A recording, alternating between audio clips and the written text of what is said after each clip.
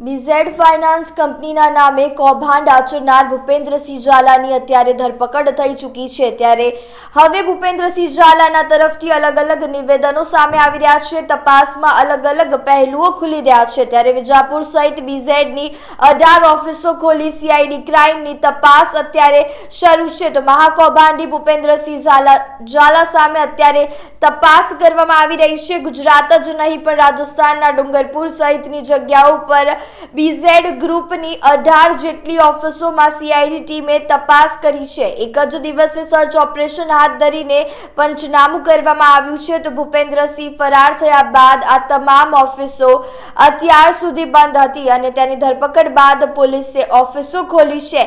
તો BZ finance ગ્રુપના માલિક એવા ભૂપેન્દ્રસિંહ ઝાલાની ધરપકડ બાદ અલગ અલગ પહેલુઓ સામે આવી રહ્યા છે। એક બીજો પહેલું પણ સામે આવી રહ્યું છે કે કૌભાંડ 6000 કરોડનું નહીં પરંતુ 400 થી 450 કરોડનો આંકડો અત્યારે સામે આવ્યો છે। સીઆઈડી ક્રાઇમ બ્રાન્ચ દ્વારા કહેવામાં આવ્યું છે કે જે કૌભાંડનો આંકડો છે તે અત્યારે 400 થી 450 કરોડનો સામે આવ્યો છે।